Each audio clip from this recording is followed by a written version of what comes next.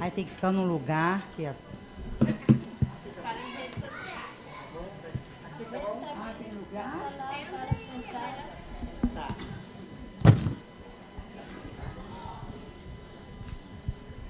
Boa tarde, amigos e amigas. Nós estamos aqui no 20º Salão do Livro Infantil e Juvenil, comemorando os 50 anos da Fundação Nacional do Livro. Uma programação pequena, porém muito profunda e muito grande em qualidade, né?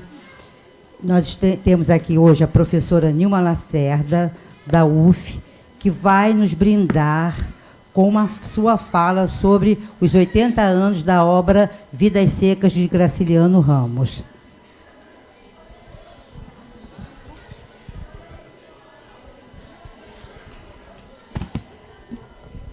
Boa tarde, gente. A gente se esticou muito na atividade da manhã, né? Eu estou com vários alunos que são da Universidade Federal Fluminense, da nossa especialização em literatura para crianças e jovens, ou literatura que crianças e jovens também podem ler. Tá boa, Ju? Porque é uma produção de literatura brasileira e... Na literatura brasileira, enfim, na literatura universal, há obras, há livros, há textos que, pelas suas características editoriais, podem ser lidos também por crianças e jovens, né? Eu até falava do desafio que eu tinha lançado a Bia Serra, quando ela faz a dissertação dela de mestrado, orientada pela Patrícia Corsino, Livros para Bebês. Eu lancei o desafio de que ela fizesse num doutorado, ela procurasse nos livros para bebês se há literatura, ou tão somente essa aproximação com o livro, que é um objeto da cultura humana, um dos objetos mais caros, né, a cultura humana. Acho que a Bia está pensando se vai aceitar ou não o desafio. Então, eu estava com os alunos, a gente deu uma circulada pelo salão, com esta reflexão: o que é um livro que crianças também podem ler, o que é um livro que o jovem também pode ler, e que é um livro de literatura, né, como manifestação estética e ética da palavra. Então, a gente se esticou um pouco mais, aí eu almocei correndo e atrasei um pouquinho. E aí, Vidas Secas faz 80 anos. E eu retomei o meu exemplar, né, de leitura da graduação, está ainda com aquela letra de aluna ainda jovem, não mais a letra corrida, rápida, atropelada de hoje, mas uma letra que se desenhava um pouco mais, e fui reler Vidas Secas. Graciliano é um autor que me são dos mais caros na literatura brasileira, e quando eu me preparava para o doutorado, eu li com muita atenção o Infância, li Memórias do Cárcere, marcando, sublinhando, destacando, e li Infância, né, também marcando, destacando, sublinhando, e passo a desenvolver dali esse conceito de que Infância é um livro que todo educador brasileiro, toda educadora brasileira deveria ler, mesmo que não tenha por profissão estar na escola, pai, mãe, tio, avô, vizinho, padrinho, madrinha, deveria ler Infância.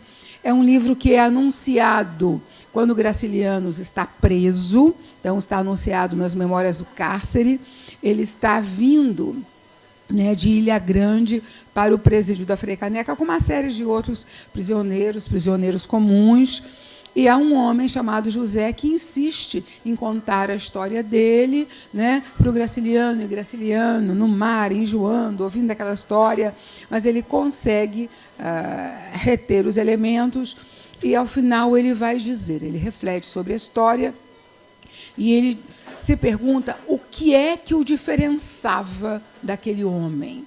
Porque o José conta que era criança, o padrasto batia nele, a mãe batia nele, ele era maltratado, ele era xingado, ele era desrespeitado. Aí um dia ele fugiu de casa, não aguentou, fugiu de casa.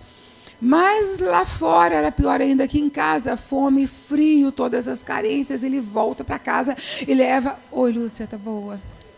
Leva uma grande surra porque fugiu de casa, né? E aí continua sendo humilhado, apanhando diariamente.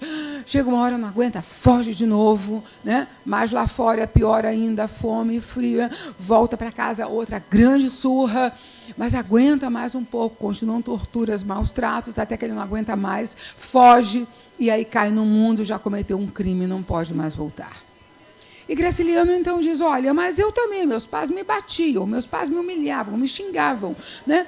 E, no entanto, por que é que este homem é um assassino, é um ladrão, e eu sou, né, um homem decente, um escritor, um homem que cumpre as suas obrigações, embora o Estado não faça diferença nenhuma entre nós, porque ambos estavam ali, Graciliano como preso político, sem condenação formulada, sem acusação formulada. Há suposições de que ele teria sido denunciado numa época sem lei, como é de toda a ditadura, quando foge o Estado de Direito, todos os indivíduos ficam sujeitos a qualquer arbitrariedade. Então, Graciliano termina a reflexão considerando que o gênio dele, ele era obediente e cordato, isso faria diferença em relação ao José, e o fato de ter tido letras. Esses dois aspectos fizeram com que ele tivesse um destino diferente do criminoso José. E ele termina dizendo, um dia ainda escrevo um livro sobre a bárbara educação nordestina. Graciliano esteve preso em 1937 e 38, ele sai da cadeia. Em 1945 é publicado o livro Infância, As Memórias da Infância. As memórias do cárcere só vão sair em 1953, depois da morte de Graciliano, porque aí era a família discutindo, era o Partido Comunista discutindo, e tem coisas na cadeia que ele revela que não podiam estar aí, que não deviam. Então, as memórias do cárcere, em que ele anuncia que vai escrever Infância, só vão sair 8 anos depois de que saiu Infância. Vidas Secas, portanto, é publicado logo depois que ele está saindo do cárcere. E eu lembro a vocês o magnífico Em Liberdade, do Silviano Santiago, que é um falso diário sobre esse período de liberdade assim que Graciliano sai da cadeia. Então, eu fui lá para Vidas Secas, né? 80 anos deste livro, que é um clássico na literatura brasileira, que gera um filme que eu até dei uma puxada lá pelo YouTube para ver, o Átila Iório, a Maria Ribeiro, os meninos, a baleia, o papagaio, né? Mas eu vi só o início, não deu tempo de eu ver o resto. Então, retomei Vidas Secas nos seus 80 anos, essa leitura que tinha ficado para trás, lá no tempo da graduação e do estudo para concursos docentes. O Graciliano, depois de Vidas Secas, ele cresce em mim como autor de São Bernardo, que é uma obra-prima, inclusive é a grande oficina do que é escrever literatura, né? É a impossibilidade de se encomendar obra literária para outrem, de fazer da obra literária um objeto, uma coisa, uma reificação. Então, quem quer ser escritor, quem quer compreender o que é literatura, tem que ler atentamente também São Bernardo. Os contos de insônia, né? Eu estava falando com as minhas amigas que vão para Minsk. Minsk é um conto de Graciliano que está em insônia. Primeiro ele apresenta Luciana, que é uma menina alegre, cheia de vida, e fujona, não obedece pai e mãe, ela pega seu Adão carroceiro, ela vai na carroça dele e anda, né? Enfim, pelas cercanias. Quando volta, é castigada.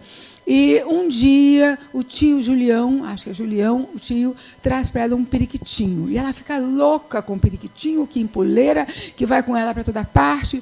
E ela, para dar nome ao periquitinho, ela abre um atlas, põe o periquitinho ali, onde ele parasse ia ser o nome. Ele para em cima de Minsk. Aí ela diz, então tá, então é isso, é Minsk. E aí a relação da Luciana com o Minsk. É insônia, é o relógio do hospital, é a doença marcando o tempo de Graciliano. Esses textos foram textos que largamente eu analisei em sala de aula, né, com meus alunos no tempo em que eu era professora da Sociedade Unificada de Ensino Superior Augusto Mota, em Bom Sucesso, que depois virou, né, as faculdades Suam. Então, de frente para o aniversário de 80 anos, eu retomo o livro da estante para a nova leitura. Este trabalho está em suspenso. Eu quero chegar a alguns outros lugares, mas eu não consegui, né? Vou revelando a vocês como foi duro reler Infância. Como o meu corpo, as minhas emoções, né, se manifestaram o tempo todo. Eu engasgo em mudança. O livro começa mudança. A família está saindo, fugindo da seca, né, procurando algum lugar para poder viver, porque onde eles viviam não há mais comida, não há mais água, não há possibilidade de sobrevivência.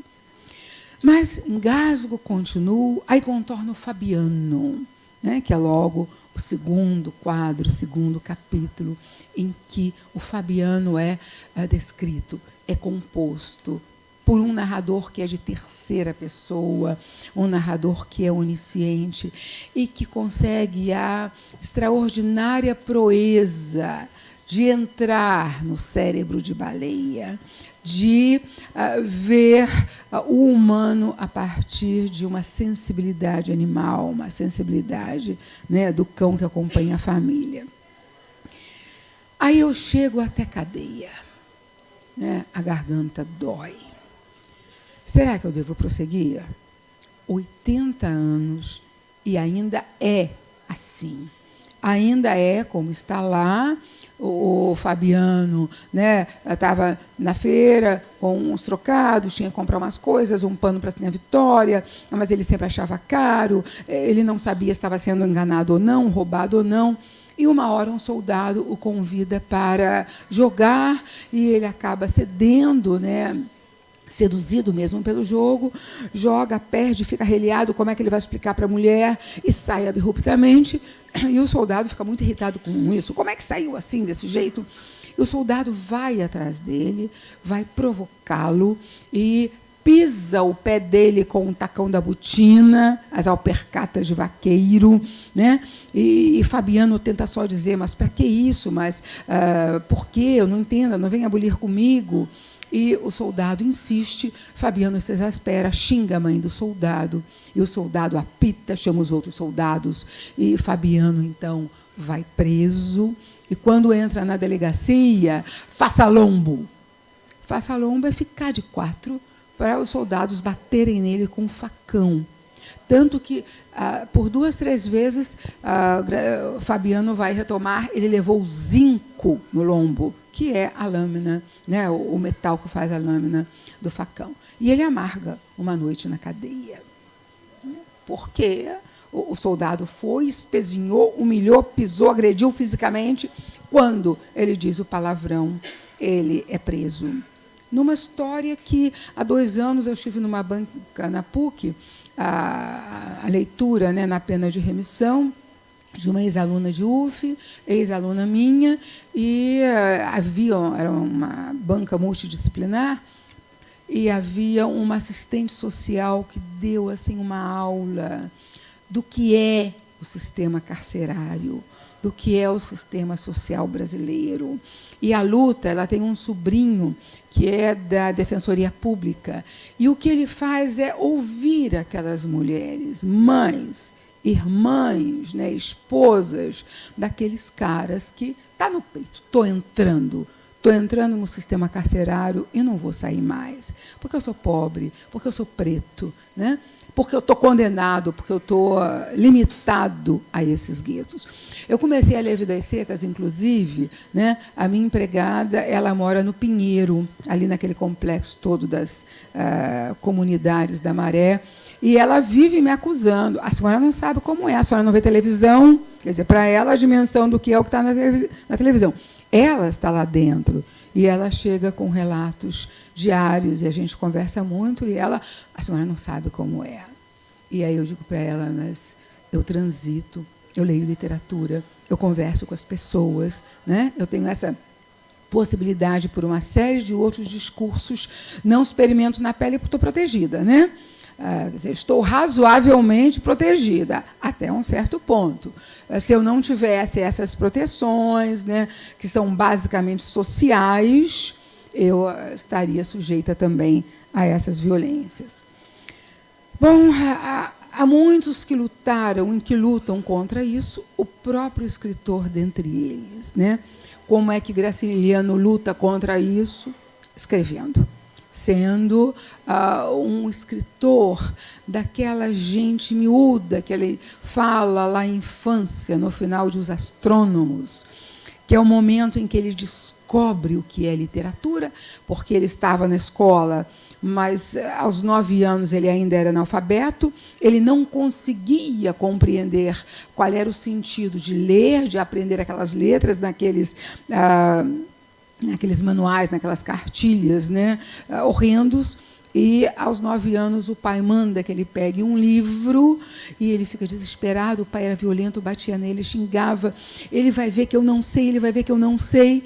Mas, naquele dia, o pai devia ter recebido alguma conta antiga, atrasada, e o pai faz aquilo que acredito que nós todos aqui façamos sempre que lemos o livro, né? Para o nosso aluno, nosso filho, nossa filha, criança. O pai resumiu, explicou, o pai traduziu em linguagem de cozinha as parolagens literárias. E o menino, então, foi se encantando, porque havia ali alguma coisa inteiramente diferente daquilo a que ele estava acostumado, com as cartilhas, com os livros do Barão de Macaúbas, que foi um personagem histórico, amigo de Dom Pedro II, cujos livros didáticos eram comprados para o Brasil inteiro, e eram livros artificiais, eram livros fala pouco e bem, ter-te-ão por alguém. E aí o Graciliano pergunta à irmã, que o estava ensinando na época, né? Mocinha, quem é ter-te-ão? Fala pouco e bem, ter-te-ão por alguém. Não conheço, não sei. Confesso que eu nunca ouvi falar. E aí o menino resolve que não quer aprender essas coisas que não têm sentido. Aparece um cara ter-te-ão, que ter-te-ão é esse, né? Quando ele descobre a ficção, ele fica fascinado, e aí, no dia seguinte, continua a leitura, ele, né, muito empolgado com aquela descoberta. O pai continua, explica, pontua, organiza a leitura dele. No terceiro dia, o pai já estava carrancudo, caladão, né, não fez nada desse trabalho de tradução do texto literário. No quarto dia, quando ele aparece com um livro, o pai faz um gesto, manda ele embora, não quer saber de livro nenhum, e o menino fica desesperado. Como que ele descobriu uma coisa tão bela, tão bonita, e essa coisa é tirada dele? Ele não pode mais continuar a saber o que aconteceu com aqueles seres de mistério. Era uma família que andava na noite tempestuosa e escura, perseguida por lobos, buscando algum abrigo. Ele precisava saber o que acontecia. Ele vai pedir ajuda à prima Emília, que leia para ele. A Emília diz que ele pode ler. Ele diz que não, ele é muito bruto, ele é um estúpido. Todo mundo diz que ele é um bruto, né? Ele não consegue ler aquilo. E Emília dá uma das maiores lições de pedagogia, porque ela diz que as letras escuras na página clara podem ser como as estrelas no céu, que há os astrônomos que leem tudo que há no céu. Não o céu onde está Deus, Nossa Senhora e a Virgem Maria e Jesus Cristo, não, esse não. Mas o que está por baixo do céu, da luz das estrelas, esse sim os astrônomos conhecem tudo. Então, se os astrônomos conseguiam ler os sinais tão distantes, as estrelas tão distantes, como é que ele não poderia ler as letras, que eram sinais tão próximos a ele? Como não tinha jeito, acreditando um pouco na prima, ele vai para o quintal, esquece os irmãos, esquece a barulheira. Ele, então, se abraça com os personagens e vai lendo penosamente, vagarosamente. Ele volta, ele relê, ele procura adentrar os personagens e, vagarosamente, uma luz penetrou a minha inteligência espessa. Pobre de mim, eu não seria como os astrônomos, não leria as coisas que estão no céu. Abraçado à terra, eu me envolveria com as histórias de gente humilde e miúda, as suas histórias de vida que eu procuraria sempre traduzir. Então, é o final de Os Astrônomos, é um momento em que a gente pega a pedagogia nietzschiana ali, porque ele, do nada que era, ele se transforma realmente naquele eu que é autônomo. Ele se transforma no aristocrata moral. Ele sai da escravidão moral para a aristocracia moral. Ele escreve a vida que deseja para si. E essa vida do Fabiano, né, da Sinhá Vitória, eu avanço para a Sinhá Vitória, eu sonho com ela uma cama de couro, como ela eu vou ter remorsos de ter comido papagaio. Eu amargo a figura de Mondronga, né? Porque o Fabiano chamou de Mondronga, desajeitada, ridícula, com esses sapatos altos, não sabe andar neles, para que quis ir para a feira assim? E ela reconhece que ela faz um papel ridículo, mas ele não precisava lembrar isso a ela, ele não precisava dizer isso para ela, e ela fica, né, muito humilhada, muito machucada com isso. Me chegam em seguida os dois meninos, o menino mais novo, o menino mais velho. O desamparo e a solidão da infância me batem na cara. Saudades da aurora da minha vida, da minha infância querida, que os anos não trazem mais. Por que tem tanta lei protegendo a criança? Por que tem um fulano que resolve que criança não deve ler isso, retira 90 mil livros das bibliotecas do país? Por quê? Porque a criança só pode sofrer. Porque a menina só pode ser abusada pelo pai e não ter ninguém para falar, para perguntar o que é isso que está acontecendo. É normal? É possível? Não. Outro dia a gente teve uma magnífica apresentação, né? Eu estou com uma turma estupenda lá na UF de literatura, né? A gente tem um nome antigo de infantil e juvenil, mas é para crianças e jovens. E a gente discutiu temas polêmicos, e aí houve uma apresentação ótima de um grupo, trazendo duas situações em que a criança quer saber o que acontece. A primeira situação, muito simples, ela passando de ônibus, né, a nossa Cristiane, e ela viu num cemitério 3 crianças assim do lado de fora do cemitério, espremidinhas na grade, olhando lá para dentro, acompanhando o cortejo. Elas querem saber o que é, como é que acontece. A outra é trágica. Um dentista que vai e narra. Nessa hora eu me distraí, porque alguém chegou lá para me chamar, mas que ele reconheceu na boca da criança, uma menina de 10 anos, né, Cris? 9, 10? 8.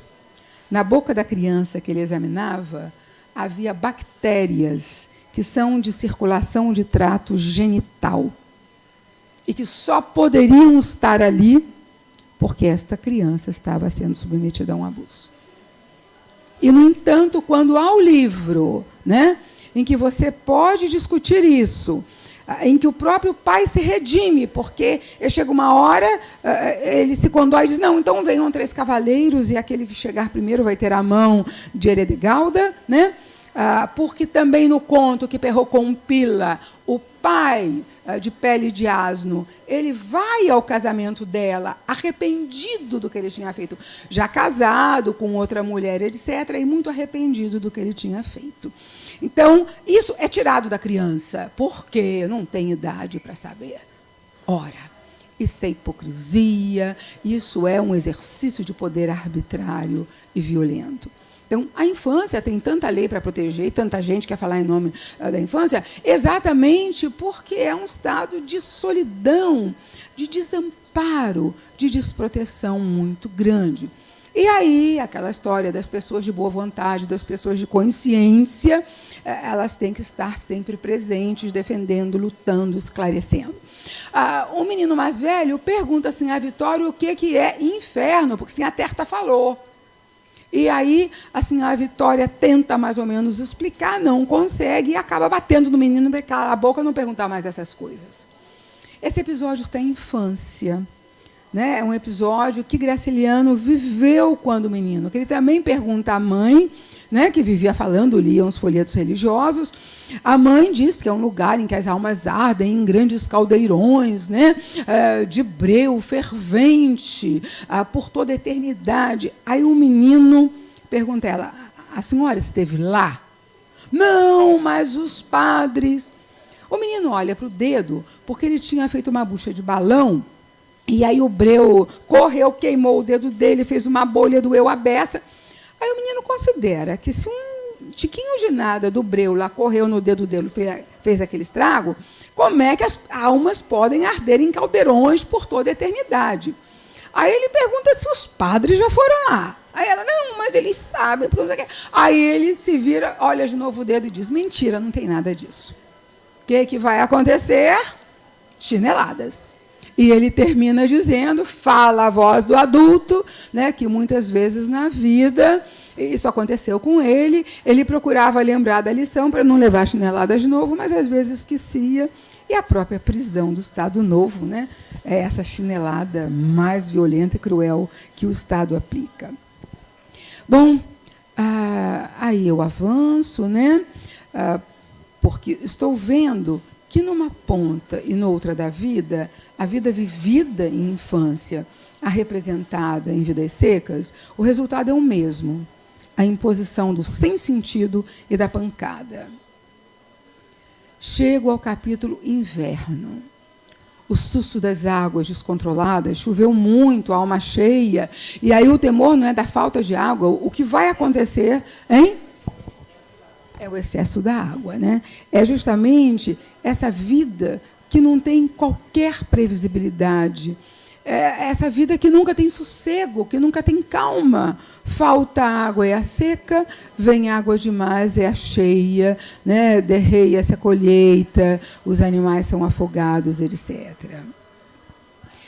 Chego em festa. Festa traz alguma pujança, mas ainda assim é uma vida assentada no medo, mesmo quando é para se divertir. Fabiano e a família não sabem como se comportar na vila, ignoram o jeito de se manejar ao serem mais que 4 ou 5, considerando Baleia. Eles realmente não sabem como é o comportamento, com quem falam, o que perguntam, o que está acontecendo. E aí chega a Baleia, chega o capítulo da Baleia. E aí, aquela vontade de deixar de ler, não, fica depois, né? Desde o início da narrativa, nós temos uma bacê lá em casa, a Tuca. Tuca é elevada, Tuca não tem limites, não tem modos, né, Lúcia? Ela chega, ela é exigente, ela pula na tua perna, sempre muito amorosa, mas às vezes a gente não está aguentando muito a Tuca. Pois olha, desde o início da narrativa, né, esse chamado que a Baleia foi exercendo a minha sensibilidade, né? E olha, Baleia é um nome que evoca mar, volume, majestade. Tudo o que falta a cadelinha e a todo aquele espaço, aqueles personagens, né? Então, eu fiquei bem mais atenta a Tuca, compreendendo mais, tendo mais paciência, com o sentido, Tuca, eu sou parte da sua matilha, né? E aí me cabe estar acolhendo você e as suas necessidades. Então, eu chego à abertura do capítulo. A cachorra-baleia estava para morrer. Tinha emagrecido, o pelo caíra ali em vários pontos, as costelas afultavam num fundo róseo. Respiro, 2 parágrafos mais. Então Fabiano resolveu matá-la. O narrador descrevera as mazelas e deixou que Fabiano concluísse pela hidrofobia. Não havia nenhum sinal de hidrofobia. Né? Ela não estava andando sem rumo, ela não estava babando com aquele olhar fixo, não. Ela estava doente e Fabiano não tinha nada para oferecer de consolo à doença dela. Ela tinha feridas que se tornavam bicheiras, né? Muito magra, feridas na boca, não conseguia comer, não conseguia beber água. O que Fabiano tinha para oferecer? Né, a enfermidade daquela que acompanhava a família, que era, enfim, mais um membro da família. E quando, né, os meninos percebem, porque assim, a Vitória tranca os meninos, né, a pergunta é, vão bulir com a baleia? Olha só, vão bulir com a baleia? Não tem sujeito, gente, sujeito determinado. Uma terceira pessoa do plural, só tinha uma pessoa capaz de bulir com a baleia ali. Mas é algo tão extraordinário, escapa tanto, eles mesmos não são sujeitos. E a pergunta é, vão bulir com a baleia, e muito grito, e muito choro. Nesse momento em que Fabiano está preparando a espingarda, eu estou pensando em veterinário, eu estou pensando em ervas, eu estou pensando na sinhaterta, né? Eu estou pensando no próprio cordão de sabugo, que espantaria as doenças, né? Que é posto no pescoço da baleia. E estou sendo ridícula, né? Estou sendo ridícula, estou sendo uma leitora antiprofissional, a minha emoção estaria envolvendo e querendo que seja diferente daquilo que já está gravado. Porque, e só dessa vez eu percebi, eu nunca fiz nenhum estudo literário mais apurado de Vidas Secas, né? Quer dizer, fiz a leitura, estudei a crítica, e talvez nunca tenha feito uma leitura tão emocionada de Vidas Secas. E, na verdade, a única solução narrativa possível é a morte da baleia. E a morte da baleia executada pelo Fabiano, não num acidente ou mordida de cobra, não. Porque é exatamente quando ele mata a baleia que ele mostra que ele é humano. É quando ele vai poder responder que ele não é um bicho, porque é uma decisão razoavelmente racional, é uma decisão que pede coragem e que ele leva até o final. E é justamente o momento em que o leitor, a leitora se envolve na narrativa de uma maneira irremissível e se solidariza com a dor que Fabiano está sentindo, embora o narrador não se ocupe dessa dor agora. Vai se ocupar depois, em vários outros momentos, né?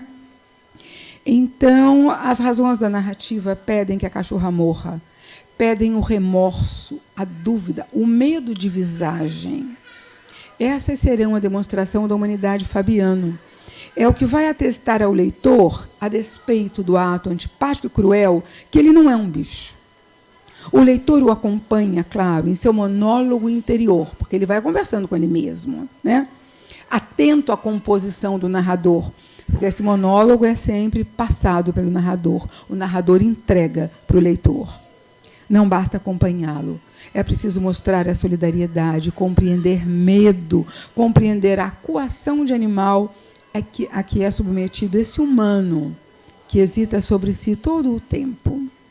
Fabiano tem coragem e não há aquilata. Se tivesse matado o soldado amarelo, se tivesse entrado para o cangaço, isso teria feito dele um homem? São hipóteses que ele considera mais adiante, né? Defender a família do perigo que vira na cadela. Podia consentir que ela mordesse os meninos? Podia consentir? Loucura expor as crianças à hidrofobia. Decidir pela morte do animal que estimava e executá-lo, isso é que o coloca na linha dos fortes.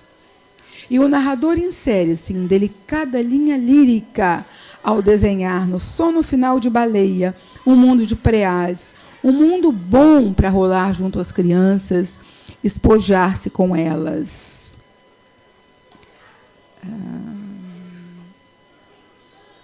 Me deem só, eu esqueci de marcar o momento, esse último parágrafo, que é de uma beleza, e é um momento, talvez do único momento lírico, né, do narrador. E o narrador acompanha Fabiano, queria que a morte dela fosse rápida, mas ele erra a pontaria, claro, toda a emoção, e pega nos quartos, ela vai se arrastando, ela vai morrer de hemorragia, né, se esconde, e então o narrador, no cérebro da cachorra, o que ela sente, o entorpecimento, as visagens que ela vai tendo, né, as visões. Baleia encostava a cabecinha fatigada na pedra. A pedra estava fria. Certamente, sim, a Vitória tinha deixado o fogo apagar-se muito cedo. Baleia queria dormir. Acordaria feliz num mundo cheio de preás. E lamberia as mãos de Fabiano, um Fabiano enorme. As crianças se espojariam com ela, rolariam com ela num pátio enorme, num chiqueiro enorme. O mundo ficaria todo cheio de preás, gordos, enormes. Então, essa linha lírica, né, é o momento em que realmente o narrador está ali, e é uma morte semelhante à que vai ser narrada em Negrinha, de Monteiro Lobato, né? Contas, capítulo seguinte, reafirma a causa e consequência da desigualdade. Fabiano nunca entende aquelas contas, ele é sempre roubado pelo patrão, tem uma coisa chamada juro, que ele não entende, que come o trabalho e a vida dele. Mas é em O Soldado Amarelo, no reencontro inesperado em meio à caatinga, com aquele que causara a sua desgraça, sem qualquer razão, que Fabiano refuta a transgressão e submete-se ao poder do governo e à consciência do humano. Fabiano está com um facão e está cortando uns espinhos e, de repente, por pouco, né, ele não mata o soldado que está perdido na caatinga. Então, é belíssima essa descrição, que a gente precisa voltar 2 e 3 vezes, porque o braço está fazendo esse movimento, quando se dá conta de que tem alguma coisa ali, o braço faz um movimento contrário. Ele diz 1 segundo, menos de 1 segundo, e ele poderia ter matado o soldado. E o soldado está ali apavorado, miúdo, né, com muito medo. E Fabiano se avalia a sua parte de homem em relação ao Soldado Amarelo, que foi tão violento com ele, tão cheio de si com ele, pisando o pé dele e botando-o na cadeia, e que agora é um caniço tremente. E aí Fabiano até diz, não, eu podia matá-lo, mas o que eu ganho? Como é que fica a minha interesse se eu mato isso? Né? E aí podia ter matado o soldado, podia deixar o corpo na caatinga a ser devorado pelos urubus. Ele não pagaria por esse crime, de forma diferente do que aconteceu quando passou a noite na cadeia, né? Mas ele não matou o soldado. Ele não se inutilizou, é o termo que o narrador usa, gastando força com cabra covarde, e seguiu de duvidar daquilo que era, né? Ele continua, quer dizer, ele se afirma aí, e mais tarde, quando ele vê que a seca está chegando de novo, ele diz, ele podia ter entrado no cangaço, por 2 vezes ele menciona essa possibilidade, ele podia ter matado o soldado, que aí ele seria homem, ele teria feito, né, alguma coisa memorável. O capítulo seguinte, O Mundo Coberto de Penas, pode anunciar um rasgo lírico à leitora desavisada, quando, na verdade, é o prenúncio da desgraça. Para Sinhá Vitória, as aves querem matar o gado, e o Fabiano leva um tempão tentando entender esse disparate, até que ele se dá conta. Ah, sim! São as aves de arribação, as aves que estão, têm os sinais animais da natureza, a percepção animal dos sinais da natureza, de que a seca vem, e as aves saem, estão imigrando numa quantidade enorme, e param na cacimba e bebem água. Então, vão beber água que vai faltar ao gado. E aí elas estão matando o gado, porque elas estão bebendo a água que vai faltar ao gado. Aquelas excomungadas levavam o resto da água. Fabiano demora a entender o que diz a mulher, até se dar conta de que a seca já caminhava ao encontro deles. O ciclo que se abriu como dança encerra-se com fuga. Impossível pagar a conta injusta, os juros que comem a força de trabalho. Ele não tem como pagar ao patrão aquela dívida que não acaba nunca. Por isso, é fuga. Que havia de fazer? Fugir de novo, aboletar-se noutro lugar, recomeçar a vida. E vislumbrar o futuro, a cidade, escola para os meninos.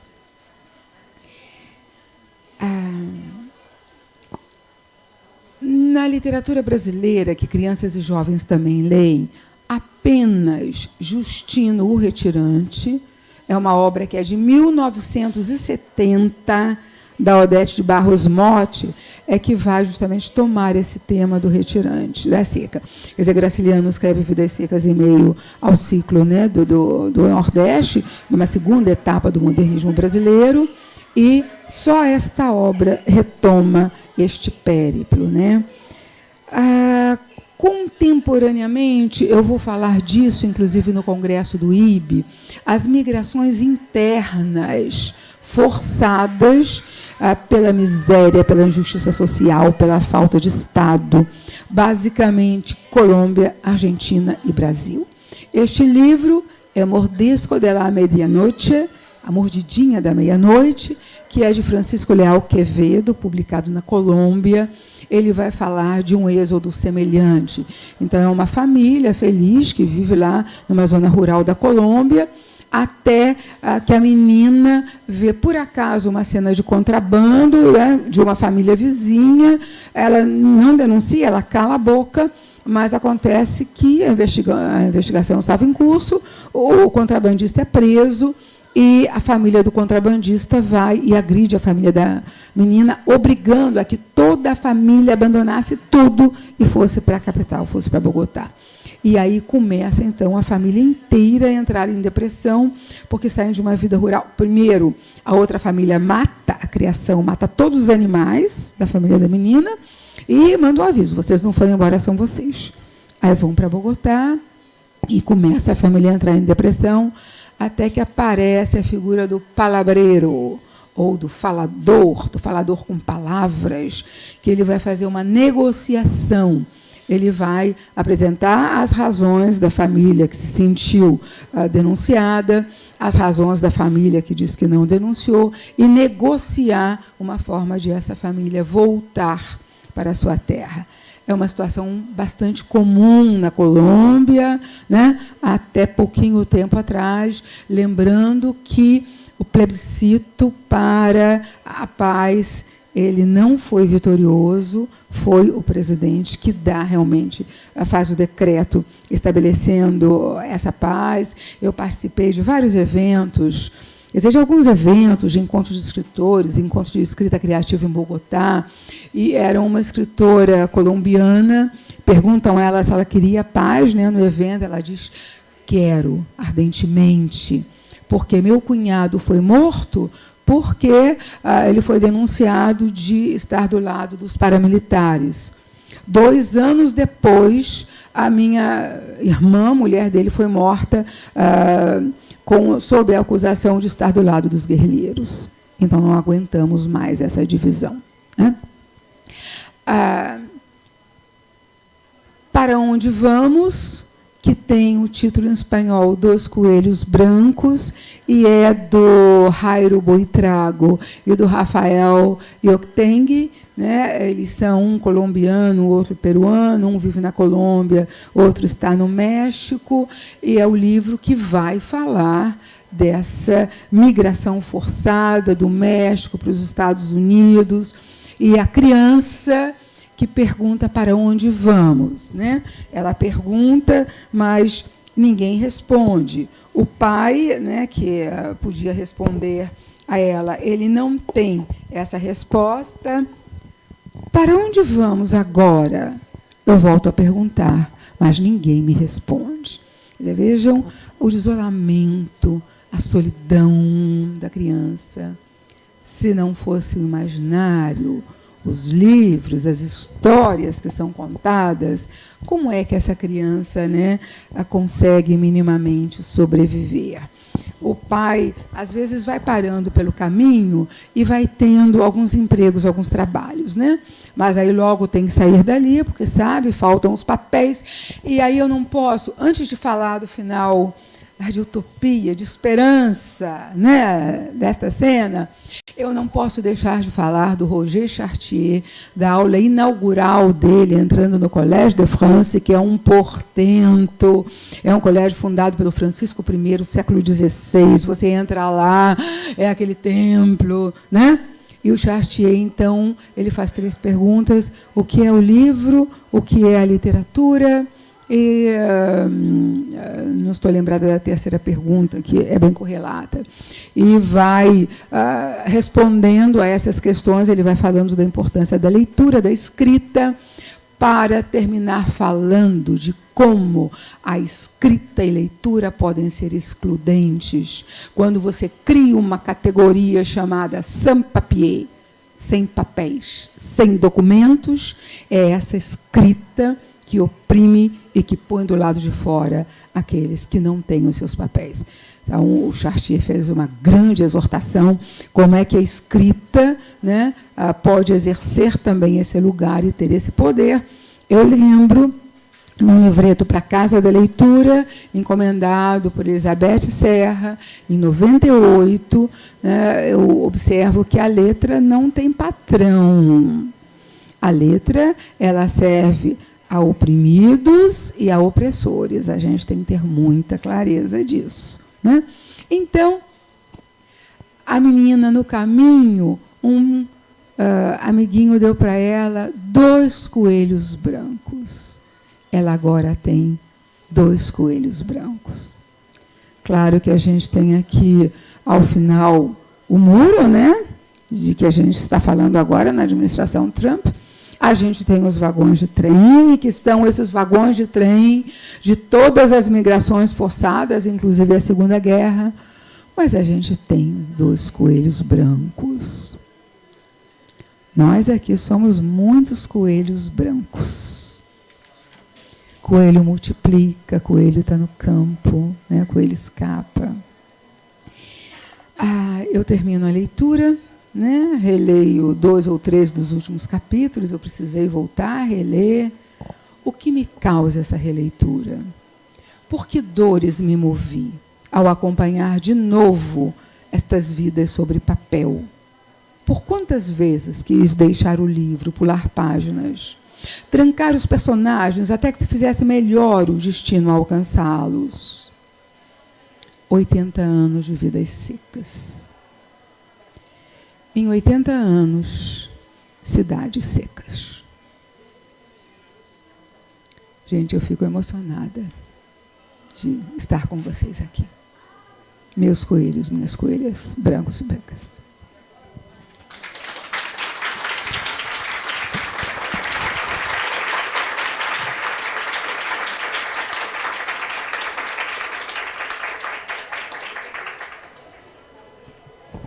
Tem um conto da Teolinda Gerson, que eu sempre uso com meus alunos teorizando sobre leitura. O Leitor. Tá?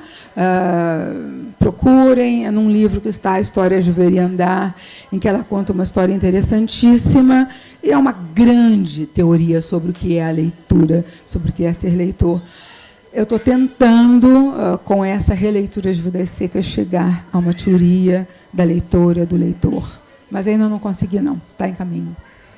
Alguma pergunta, alguma questão? Não? Então, estamos na hora. Tá? Muito grata. Como eu gosto de dizer, um ramo de boas coisas, né? Erotismo, né? Boa comida, boa cama, amizade, não é Ana, não é Ângela, amizade, não é Inês, afeto, solidariedade, arte, né, Lúcia, sensibilidade, né? Boas perguntas no final da aula, não é, Tayane? Né? Você, normalmente é você e Daniel, no final da aula chegam com umas perguntas, mas isso dava a aula inteira, e agora que chegam as perguntas, né? Juliana, que está aqui de novo, que tem acompanhado tanto a gente, e cada uma de vocês.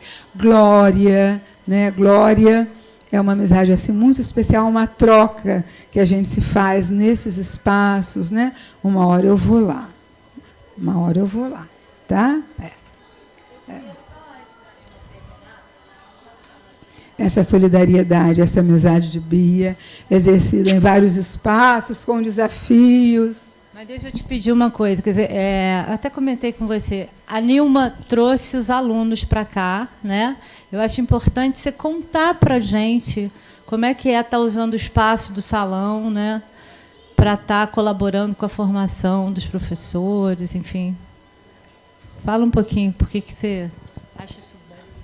Essa é uma atividade da professora Maíra Lacerda e minha, né, na especialização de literatura infanto-juvenil da UF, onde a gente faz também as rodas de prosa, que né, fomos assim acolhidos pela Lúcia Iratsuka no dia 6 de junho, Então, nós achamos importante, é um espaço aí de construção, é um espaço de demarcar esse livro para a criança, esse livro para o jovem, esse direito à literatura como direito humano. E aí nós procuramos, né, Bia, não só ter uma aula que é teórica, é prática, de reflexão, é de leitura analítica. A Maíra faz um trabalho, inclusive, de análise do objeto de livro, de muito investimento na linguagem verbo-visual, que foi a tese dela na PUC. Vai estar aqui às 3 horas. Mas nós achamos importante esse espaço. É um espaço de construção desse tempo que é presente e é futuro. Eu digo que a humanidade é feita, né, de 3 tipos de pessoas. Umas que violentam, outras que são violentadas, e outras que fazem de tudo para que os violentados não sejam violentados. E que é muito simples a gente decidir a vida, só escolhe o grupo da gente, pronto, vai para lá e vamos fazer o que temos que fazer. E nós achamos que esse, Bia, é um espaço, né, de fomentar essa consciência de direito humano, de respeito à dignidade humana, respeito ao sonho. Fabiano não consegue sonhar muito, sem a Vitória sonha. Fabiano não consegue muito, e ele admira que assim a Vitória sonhe, e ele se pega na beiradinha do sonho dela para conseguir, né, sobreviver, porque é a única característica que é do humano. Aliás, Graciliano Ramos contesta, porque baleia sonha, né? Ele vai lá e diz, não, peraí, a baleia também sonha, mas claro que é uma baleia, pela perspectiva do humano, né? Então, esse é um espaço de manutenção dessa luta, dessa consciência, de democratização. Quando você vê as crianças da rede pública, Ana Lúcia, minha amiga, diretora, né, de uma escola da utopia, de um espaço da utopia, Ângela, nós trabalhamos juntas por muito tempo, que hoje é a Escola Municipal Anísio Teixeira, em que, efetivamente, Ângela, que cria uma sala de leitura, Ana Lúcia, que dá continuidade a isso. Quando Ângela cria, eu já estava, né, para me exonerar, e onde nós vemos nossos alunos usufruírem da literatura, fazerem perguntas críticas. Quem é que falou agora a questão do criticar, né? A gente estava no almoço, porque ler literatura permite fazer perguntas. A gente lê para fazer perguntas. A gente lê para perguntar por que as cidades estão secas. Era o sonho de Fabiano. Por que as cidades estão secas, né? E o que eu posso fazer para que a cidade não seja seca? O que eu posso fazer para responder a menina que vai, né, com o pai, para onde vamos, para onde vamos? E que é a pergunta da humanidade, num plano religioso, místico, mas precisa ser um plano concreto. Para onde vamos, onde nós estamos. E nós estamos neste Salão do Livro, que tem um modelo, eu comentei no início, no Salão de Montreuil, uma cidade de administração comunista por muitos anos na França, e que tem um Salão do Livro, né, para crianças e jovens, também com livros de literatura. E em 2001, 2002, eu participei de uns debates, e assim, fascinada com os professores de educação infantil, brigando com a funcionária do Ministério da Educação, pedindo tempo de leitura na grade de trabalho. Tempo de leitura remunerado, porque elas precisavam ler os livros para selecionar e ler para, né, os seus alunos. Aí a gente está fazendo um pouco isso, trazendo a turma da especialização para ver esses livros, para saber o que tem, né? Todo mundo, Daniel ficou doido, né? Logo, não, deixa eu comprar, só tem esse. Aí asseguraram, não, tem mais exemplares. E aí, eu também já fiz a minha listinha mental, né, de comprar esses livros para presentear, para ler para mim mesma, para fruir. Tanto que houve uma das moças do stand, que logo ela quis dizer que a gente podia usar para ensinar isso e aquele conteúdo. Eu, não, peraí, a gente só quer fruir. A gente só quer ficar com o livro, como dizia Bartolomeu, criança e livro, né? Leitor e livro, ninguém tem que se meter. Deixa a coisa, né, fluir para que haja a fruição, e, quando necessário, você faz uma outra pontuação. Então, a gente acha, né, Bia, que a universidade tem que estar nesses espaços, bebendo desses espaços para poder voltar a esses espaços, disseminar. Porque cada pessoa que está aqui, cada aluno do curso, vai levar isso para os seus familiares, vai levar isso para as suas escolas, e aí se multiplica. A gente vai sabendo que é um direito, que está aqui, é um espaço legal, e a gente vai se apropriando, que é a categoria fundamental do Chartier na história da leitura, a apropriação. Gente, agradecer a Nilma, que é uma grande parceira da Fundação, que é escritora, professora, né, e acredita nessa formação. E é isso. Vocês estão convidados, eu te agradeço de coração. Está aqui, esses 20 anos do salão. É difícil, mas a gente está aqui. Obrigada também por vocês estarem aqui. E ajudem a divulgar nas redes, né? Todo lugar que a gente vai agora fala isso. Ajudem a divulgar nas redes. Está aqui até dia 5 de julho. Obrigada, querida.